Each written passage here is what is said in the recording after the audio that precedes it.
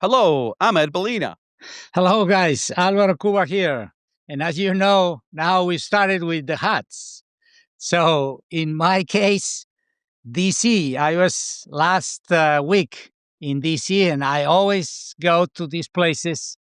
I get my hat, I bring it for my collection. Ed, That's a sharp looking hat, man. That's almost like a designer hat with the whole DC stylized. yeah, look So, at that. oh yeah, I like it. Now Yeah. mine, okay, it says Eduardo's. Oh, Okay, it's Ocracoke Island because we love to vacation in the Outer Banks, and they had a taco food truck last time I was there, and their tacos are amazing. And I got the hat because that was just my name, Eduardo.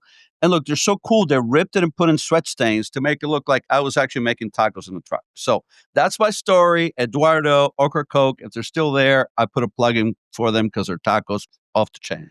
So with that, welcome to the next manufacturing meetup podcast where you never know what hat we're going to wear.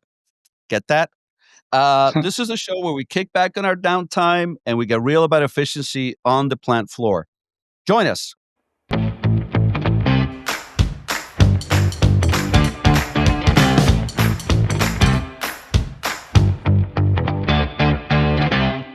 okay, guys. So today we have a very special episode. As you know, Ed and I are very passionate about safety. So, and not only we, you all Yep. are very passionate about safety of our people and our operations. So we have special treat for today. Our guest is Shawn Galloway. He's the CEO of global consulting ProAct Safety. He is a super expert on safety and all parts of safety, all experience in systems, strategy, culture, leadership, employee engagement, and all the topics that you and I and you and Ed I deal with that every single day. He traveled around the world. He works for many different industries. So better experience in safety I cannot find. And here some of these numbers at Shawn published 400 articles, more than 100 videos, and this is going to make us look as infants. He has I know. 800 episodes of a podcast, Hey, when I grow safety up, I want to be podcast. Sean. Okay. I mean, you Exactly and I. my thinking. Professional speaker and has the podcast starting in 2008. So Wow. really amazing. And we are very fortunate to having Shawn in the show. We definitely are. We had a chance to chat with him briefly, and he is impressive. And the thing I really enjoy about him is he speaks from an experience level. You talk to him, this man has been on the floor. He has been engaging with people, so he speaks from a place of experience, but also applying the knowledge that he has to improving systems. So you may have noticed, friends, that we look a little different today. We have different clothes. I'm in a different background. Well, you know, we tried to record this episode about a week and a half ago, and after the 10th attempt, we got kicked off of the service that we use for this. And we decided perhaps it was not meant to be today. So we decided let's not tempt fate, and we pushed it off. So we're catching it kind of half. It's kind of like a half hybrid, but you'll enjoy it. So please stand by. Let's get started with Shawn. So, Shawn, you work across every industry imaginable. I mean, from nuclear facilities to tech companies. I completely love watching you because I love the diversity that comes with your podcasts. So, when you walk into a plant, what's the most common safety mistake that you see managers making? Are we solving the right problems? And I realize that there's not, always one perfect answer for this, but what strikes you when you walk into these plants? Really the mindset that there's problems to be solved versus looking at this and saying, are we serving our customers? because what I often see that's missing is an effective strategy. An organization can't go to market without an effective strategy, or they'll be dominated and they'll be cut out of the market. So strategy is about value creation. To me, it's a framework of choices, trade-offs, small bets an organization makes to determine how to capture and deliver sustainable value. So if it's value creation, are the things that we're doing of value, and are the things that we're doing perceived as valuable? So looking at the risks to be managed, of course we should. Looking at problems to be solved, of course we should. But if we flip it a little bit and say, are we doing things that are of value? And that's one of the biggest things that I see missing in a lot of organizations is there's no real strategy. It's kind of looking at kind of a whack-a-mole thing. There's a problem over here, solve that one. There's an issue over there, address this. And then it creates this mindset. We have fewer failures, therefore we must be doing everything correctly. And the absence of failure is not necessarily the presence of excellence. So are we creating value through the things that we're doing versus just trying to solve problems? Love it. Yeah, it's what we talk a lot in the show, no? It's a strategy. And related to that, in your books, you talk about the 5 core capabilities. No, neither better for a strategy than to build a capability. So tell us a little bit about these capabilities for safety excellence, and give us a little bit of a concrete example, practical example. If I'm getting into the plant and I'm the plant manager, where I start. Well, I mentioned one of them, and that's strategy. So you build capabilities to build capacity. And the first capacity you have to create through capabilities is the capability to manage risks in the organization, but also to have the capacity to recover when things don't go to plan. Things don't go to plan all the time. There's deviations from expectations every single day, every hours. We will make mistakes in this, even though we have a plan for how a podcast should go. So you have to have the systems capacity, the system capability, and that's to manage the risks that people are going to face, but also realize mistakes are normal in a complex environment. The next is the leadership capacity. So we want work to go as planned, but do we have the capacity and do our leaders have the capabilities of aligning people to our behavioral expectations, not just our results expectations, but also are they going out and seeking out those deviations before they turn into incidents, quality issues, injuries, etc.? Then you have to create the engagement capability, engagement capacity. So I'm going to use that interchangeably, capacity and capabilities. So you have what I call in the engagement spectrum, the range from disengagement, which looks like disdain, I want to burn this place down, all the way to the other end of it, which is I use the term shared ownership. So collective intentionality. We share, we own what we're trying to accomplish. So people fall in there somewhere. Are we creating the ability to create more engagement? Then do you have the cultural capacity? What people do when the boss isn't around? So everyone has a culture, safety being a part of that. But do we have the capability to norm new people? Imagine a small tribe. That tribe will take care of the new members and not just assume they've got it. They're going to look out for this, right? And then, so do you have the system? Do you have the leadership, engagement, cultural, and then finally what we've already talked about, the strategic capacity? And that looks at a lot of different things, resource allocation. How does the safety or EHS strategy support the business strategy versus conflict with it? Because Drucker said culture eats strategy for breakfast. My follow-up is, yeah, well, the business strategy will eat the safety strategy all day long. So how well aligned are we? Great points, Shawn. One key takeaway from what you said is we need to treat this systemically and holistically, and not think that single point solutions are going to create the kind of safety performance that we all hope to see in our facilities. So, thank you for that.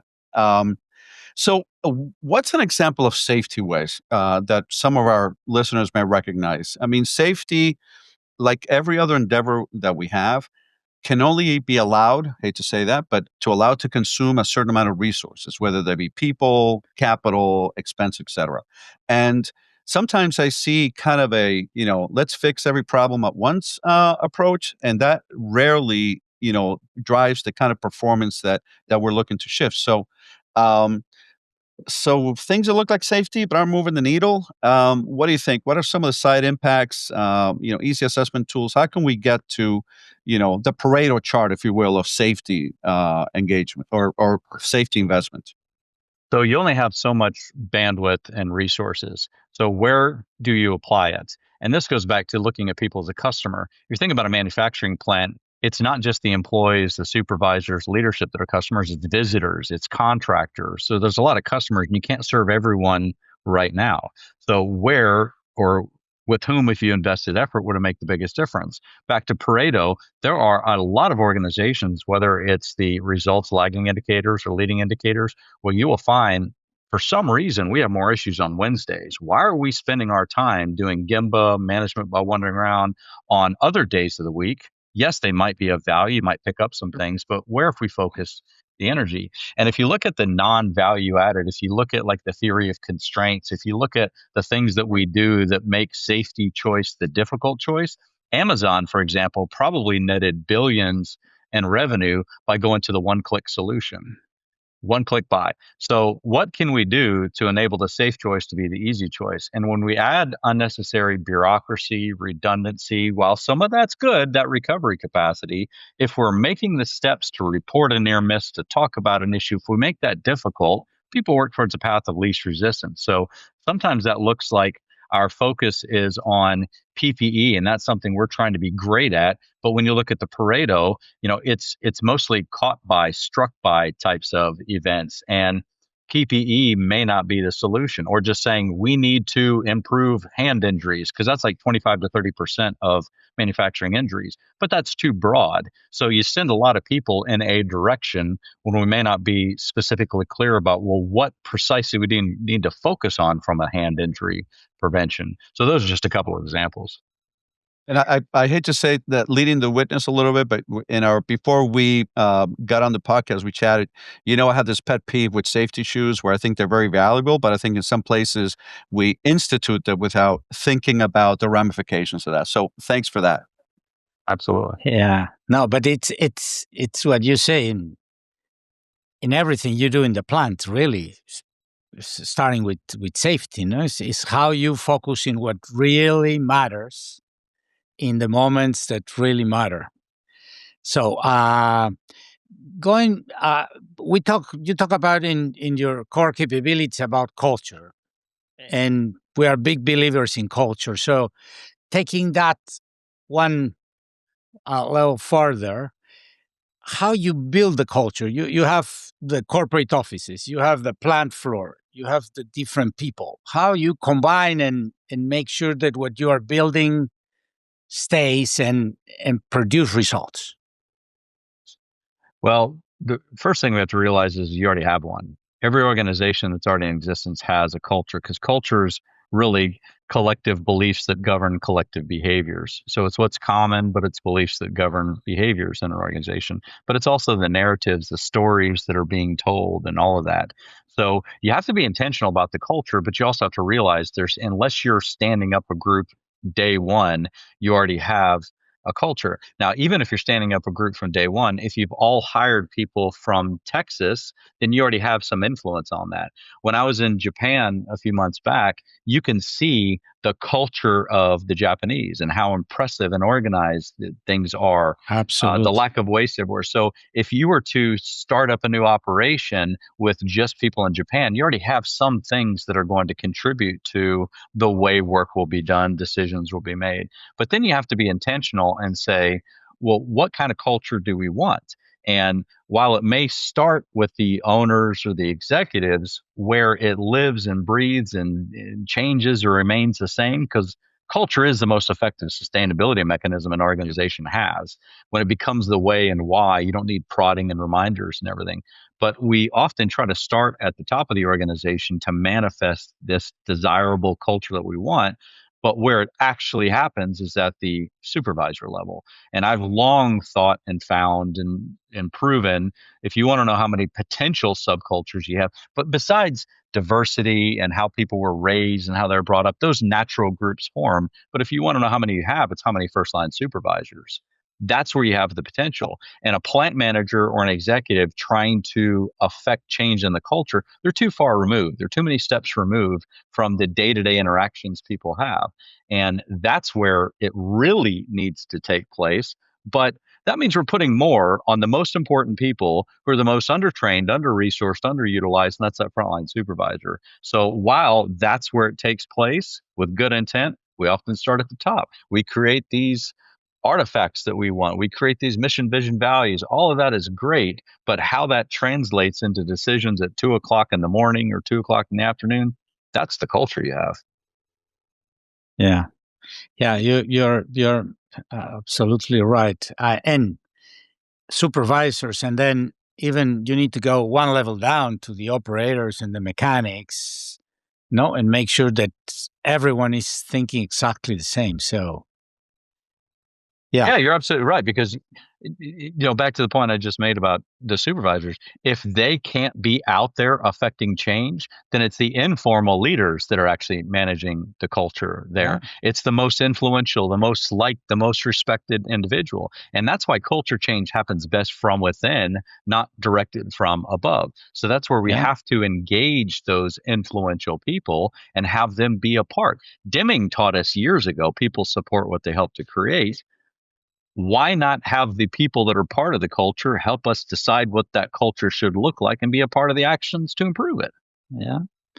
And that culture has to be so embedded that it's the same that you use in your home or in the office. So no surprise why Demi started in Japan, and there were the first successes. Go ahead, Ed. It definitely carries to here. So I had my early safety training as a manager for Procter and Gamble, and I really can't thank that organization enough for what they taught me. But your point about carrying forward, all of a sudden I started wearing safety glasses when I was mowing my lawn, and I started wearing hearing protection, and then I was an absolute crazy man about seatbelts, right? But you I love it, Shawn, because you focus on kind of what the next topic was going to be. We almost covered it a little bit, which is frontline supervisors. All the things you said about them are absolutely true, and you kind of hinted at another thing. They're usually the least compensated and work the most hours. Boy, oh boy, if you're not engaging your supervisors in order to drive culture change, you're missing the boat. And I often feel like we have almost demonized them, right? Where it's been like, well, the shop floor really wants to do this, and we want to do this. And you know what stands in the way? Our supervisors. And every time I heard that, I would cringe, because that's where the rubber meets the road. And I don't think we give them, to your point, enough capability or training. So how do we set them up for success instead of failure? And how do we walk the talk?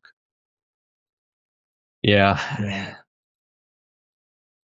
We don't set them up for success, and it's a problem in every country. And I've worked in 30 or 40 of them. Every country that I work with, some certainly do better than others, and some organizations do better than others. You go back to, I think, Crotonville for GE was one of the first corporate universities that was ever stood up.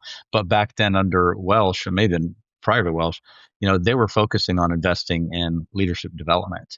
And there are a lot of companies I work with that do continue to invest, but it's kind of up to the individual to say, how can I be a better leader? And leadership's about influence. So a lot of that is making sure we're hiring and promoting into the mindset that somebody has what Dweck would call a growth mindset. That we're putting people in those positions that are already hungry for trying to have a better outcome, a better environment, versus just that super employee that becomes a supervisor and reaches that Peter principle, if you will. I feel like I'm throwing cliches out here. I need to stop with all these cliches.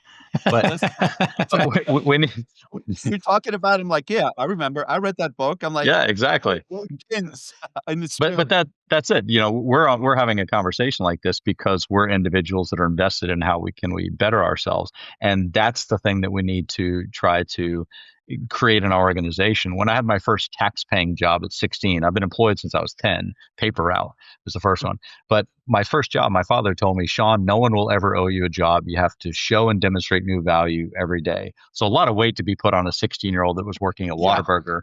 But we have to set them up for success. And a lot of that starts with having them involved in the conversation about what are their RRRs. It's not pirate speak. It's roles, responsibilities, and results. Koch Industries, from Charlie Koch, Science of Success, he calls them roles, responsibilities, and expectations. Right. I put the results part of that because what should be the outcome? An example, we need to have leaders that are great communicators, whether you're on what side of the aisle or otherwise. Reagan was known as the great communicator. That's a role, how you're perceived. Responsibilities have to be behaviorally defined. What do you do, not do, that creates the impression you're a great communicator? And then what's the output? What's the result from this? Employees are informed. They know what the focus is. They know how what they do ties to larger objectives. So some of it is going to be in the development side. Some of it has to be we're putting the right people in the right positions in the organization. But I find there's 5 reasons for undesirable performance. And if we're looking at these supervisors that they could perform better, where do they fall? And you'll see a bell curve here, but some people are just unwilling to be the leader you need them to be. Hopefully few and far between. On the other side of that would be they're unlike the culture. So it's completely anti-culture. Nobody's doing it. The organization doesn't support it. Usually it's a combination of the other 3. They're unaware. No one has ever sat down and said, these precisely are the behaviors I need of you to create this outcome here. The next one is they're unable. I do a lot of work on teaching people how to be coaches, performance coaches, safety coaches, but we've never taught them how to coach. I had a call today with a client and they're using this. It's a great initiative they're doing, but their supervisors need to be coaches to their players. And part of the conversation was, well, were you enabling them with the coaching skills? They hadn't thought about that yet. So they're unable to be effective coaches or to communicate. And then the last one is they're unaccountable. And to me, accountability is making sure people are doing the things necessary to produce results before checking to see how did it turn out. So proactive accountability versus reactive accountability. Both can be positive. Because you did this, Ed, that's why we got the results. Keep doing it the next few weeks before the end of the month type of thing. But it's usually a combination there. And we're not setting them up for success if we're not enabling them, if we're not making sure that they're aware, that they're able, and that we're holding them accountable for this. So I had a slightly different model, but it's the same thing. When somebody isn't doing something I expect them to do, it's, in my eyes, it's one of 3 things. It's skill. So I didn't teach them how to do it, right? It's access. So I didn't provide them with the tools, or if it's a maintenance person, I didn't give them the downtime to fix the problem. But if they have skill and they have access, the only 3rd reason is will. So skill, will, and access. If I take care of the other 2 and you're not still delivering, then it's will, and that I can't fix. Right. But it's also what people are measured by. If I really want people to do this, Steve Jobs, I'm going to use a different word, but he said, what fascinates my boss interests the heck out of me. And so people pay attention to what the bosses are paying attention. They may have the skill, the will, the access, they may have all of that. But if we, in my world, if we talk to them about the importance of being a great safety leader, one time for every 100 times we talk about our production quota, our quality, everything else, it's subconscious. They can do it. They're happy to do it, but they're also working towards those measurements. Yeah. Absolutely. But you guys are talking about it's kind of the behavior, how people behave. But going deeper on that, how do I get the buy-in? No, because if they don't have the skills, I need to give them the skills, but I need them to be open to that. Or if they are not interested, I cannot fire everyone that is not interested. I need to find a way. So I have to get the buy-in. You wrote a book called Share Ownership. I think it goes that way. But we always talk here in the show about what's in it for me and how I connect. And I always remember in my experience, I was telling the people, if you do this in your home, why you do the same in the plant? Yeah. No, you pick a knife and put it in the drawer, or you wipe the floor if it's like that. You come to the plant and you don't do those things. So why? Help us, Shawn, with all your experience. How you get the buy-in in the people and in the core level, so they are open to all the things that you were talking. You remind me of kind of one of the most common advice from therapists is don't try to change your partner. So if we look at how we run into these issues, at home when you want to change behavior. Now we're magnifying that significantly when we go into a plant or something. So all that being said, so in this engagement spectrum, what I propose is that engagement begins at interest. But you have engagement that's interest, buy-in, willing participation. Then you have ownership, self-ownership, and then shared ownership. But I also make the argument that you also have to look at motivation and as it relates to engagement, because there's intrinsic and extrinsic motivation. Somebody that's at the far end of the disengagement, disdain, that's intrinsic. Nobody's making them feel that way about their organization. So it starts to get towards kind of a middle ground where you're not getting really any motivation, where somebody's just at apathy or paycheck or is doing the minimal necessary. But this is also where I advise organizations to be very careful about incentives. Is once you start getting people to become interested, then if there's still an incentive tied to that, then we're moving over into the extrinsic motivator outside the individual. So you got to be careful about that. So the first step is that what's in it for me, getting them interested, intrigued with what we're trying to do. And then people aren't going to buy in until they've had the opportunity to weigh in. And they're weighing in on things behind your back or with their peers. And do the supervisors weigh in? And then that goes to the issue of, do they view themselves more of an extension of the workforce and an extension of management? And how they talk to the workforce. I can't believe that silly corporate decision that's going on. Yep. Guys, just this too shall pass. There'll be another plant manager in 3 years, all of that type of stuff. So that goes back to being involved in this and having people weigh in and get their voice. And that's goes the very first thing we talked about. If we view them as a customer, and how do we make their behaviors much more aligned with what we're trying to do? And that's what I learned a lot over the last couple of decades from marketing professionals, because that's really what they specialize in, is getting people to change their buying behavior. And if we want people to buy in, we have to look at what can we do to make them interested. The final thing I'll say on this is there's a model that says, why do people resist change? And I think this is incredibly important and relevant, because people don't resist change naturally. And I know that's different than what we've all experienced. Resistance happens all the time. Cultures change, people change when it's easy, they like it, there's positive reinforcement, there's peer pressure. So things change and evolve all the time. But what people resist is the force of the change. So forced change is almost always temporary. When you and the force go away, so does the change. But the three things that trigger resistance: they don't understand it, they don't like it, and they don't like who's bringing it. And those last two have to remind us that people respond emotionally before they respond intellectually. And we skip over that. Here's the business rationale versus how does it make your life easier? How does doing this protect the people that you love at home? And back to your point about why wouldn't you do this at home? Yes. So we have to go a little bit slow to go fast sometimes, but we tend to jump right over. Here's what we're doing. You've been debriefed. Sign that you read it. Receipt of communication. We'll hold you accountable if you don't do it. Right. Yeah. The best safety campaign that I have ever implemented and seen is I work safely for. Yeah. And that connected them to their kids and their family, and then you start talking. There's a trucking company. I was speaking at an insurance conference several months back, and there's this trucking company that when drivers have been with them long enough so they can invest in this, they wrap the whole trailer, which the company owns, in the family and the things that are important to them. Wow. So not only are they driving this truck that has the things that's important to them, they also take care of that truck and trailer a little bit better, because they don't want their kids' faces. But, so there's many reasons for that. But I thought that was a great example of what you just brought up of this is why I drive safely. That's terrific, Shawn. A really interesting conversation, getting your insights to, one of the bigger challenges that we face in our facilities. So if you were standing in front of a group of plant managers, plant directors, and they're asking you, hey, give me, and I know it's impossible to give one bullet point, but give me one or two ideas, right, or concepts that I should be engaging my team around to get a true picture of where their safety culture stands. So what insights do you have for us on that? So to the plant managers, since you said one or two, I'll give you two.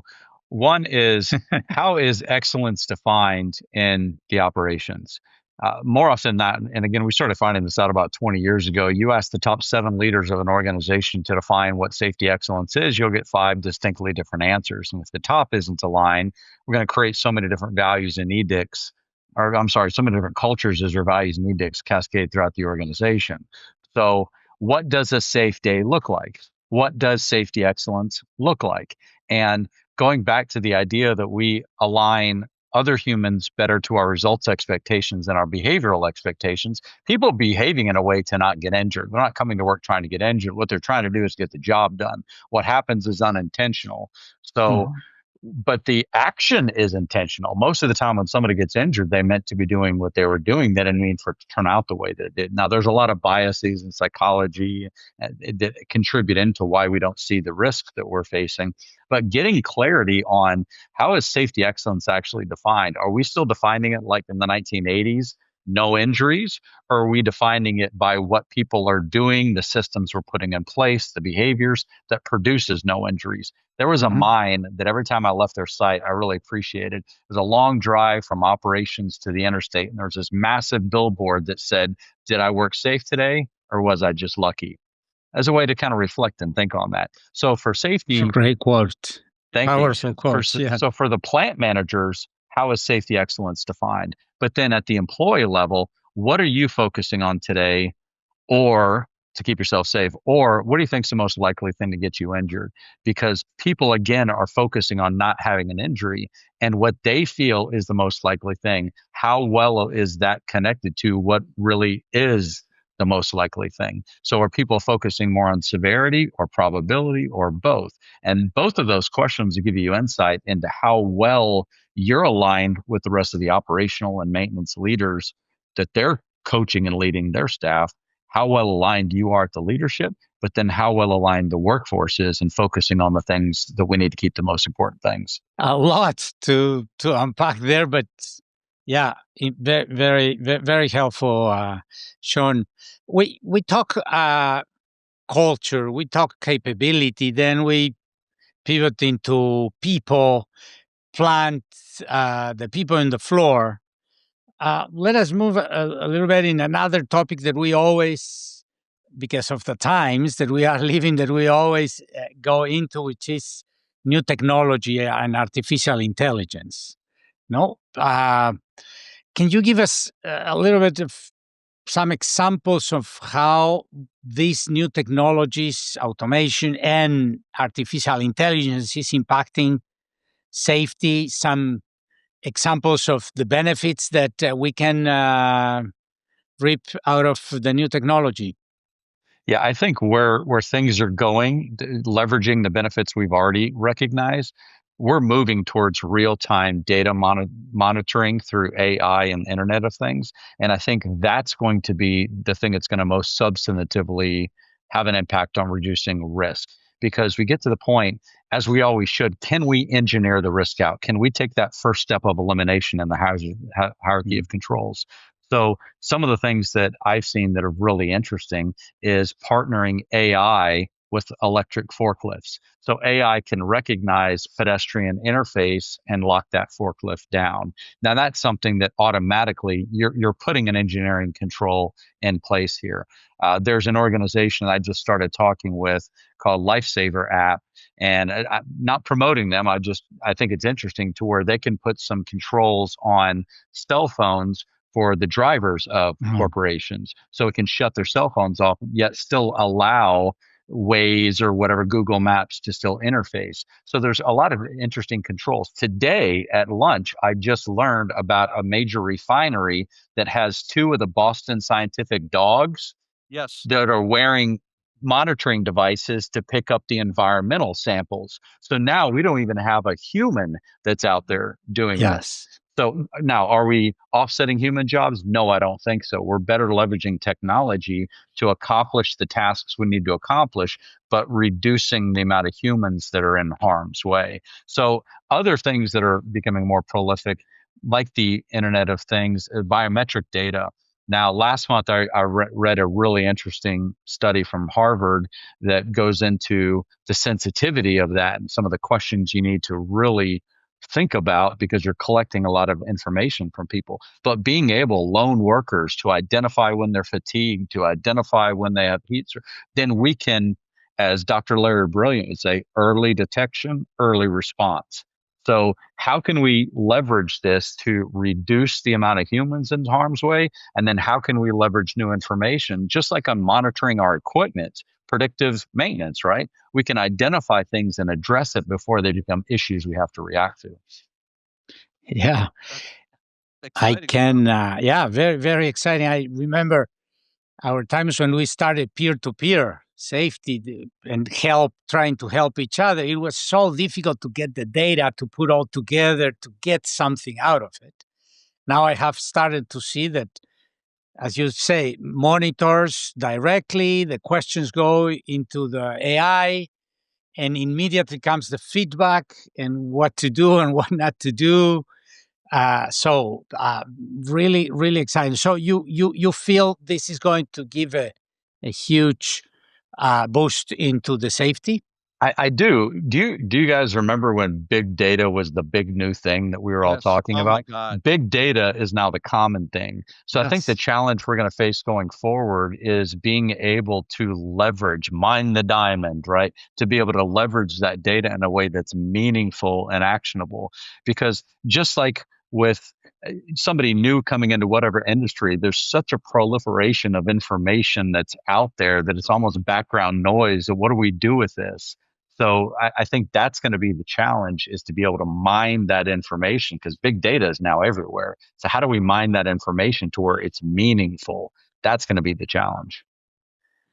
And now, sorry, just to finish with that thought, mining it and putting into action. No, in many times now you can do it even automatically. No, you can stop the machine. Right. Or the example you are putting, that now you can see the cars. No, if you are going backwards and some object crosses, even if you don't brake, the car brakes automatically, which it's going to be really a step forward. Sorry, Ed. No, you're good. I mean, listen, we can spend a whole episode on this because we've got plethora.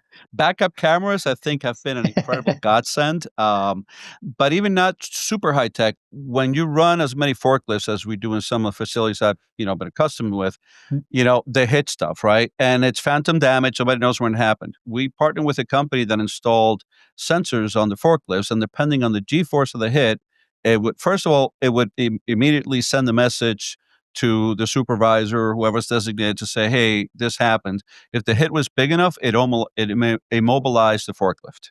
I mean, something as simple as that created a really, really huge change. Dogs, go ahead.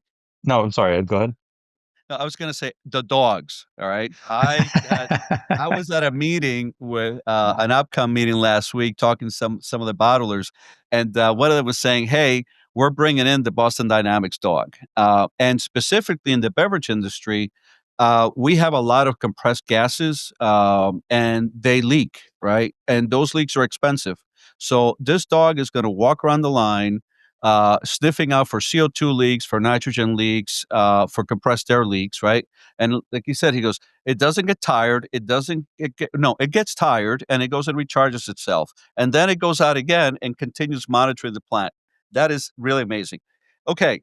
So we talked about the stuff that works. How about when we try really hard, to use technology, safety technology gets introduced, but we see issues or problems with plant personnel that it causes undue downtime, or it's just not the right application. Like, what's the best way to deal with that? Because you're spending the money, but you're creating other problems. Yeah, law of unintended consequences. So, in the military, we used to say fire small bullets first. So anytime that you can pilot some of these things versus just going full floor. Now, that should be kind of an obvious answer to this. So we pilot small so we can learn from this. But the other is when the decisions are made at the blunt end of the stick, the sharp end of the stick is where the employees are that are facing the day-to-day realities of things. And it's an often missed opportunity by involving the people that have a practical understanding versus a theoretical understanding of how work is done. Normal work is sometimes different than work is planned. So we plan that this is all going to go well, but if we're not involving the voice of the customers, those users, get those stakeholders' involvement early on, And then if we're piloting small, sometimes we can avoid this. But I don't remember what the quote was from Edison. He found something like 1,000 ways to not make it a light bulb, something like Yes. that. So I think with any new technology, I mean, look at where it's coming, just like you talked about the forklift. What if you can 3D map your facility and you have AI? Then you can also track proactively how close people are coming to those pillars versus the impact that's come. And then if you use XR, so you use virtual reality and augmented, and what if you could then have a digital twin of your environment and people can practice forklifts in there in the digital setting that's an actual map? I mean, think about the potential for that. Then we're training people in a much better way while using still user data. Got off topic a little bit, but I think the more that you involve people, the more they're a part of the solution, the more they're going to be. We're going to find out where those issues are proactively. And if we learn small, then we can have that big impact as we start to roll it out with continuous feedback loops. And Alvaro knows that I'm completely crazy about digital twins because I just experienced one running a different shaped bottle the market wanted on a bottling line, and the thing was falling all over the place. I was like, where have you been all my life? Where do I sign to get one? No, and to your earlier point, Shawn, that you talked, it's already a reality. We saw in the Olympics.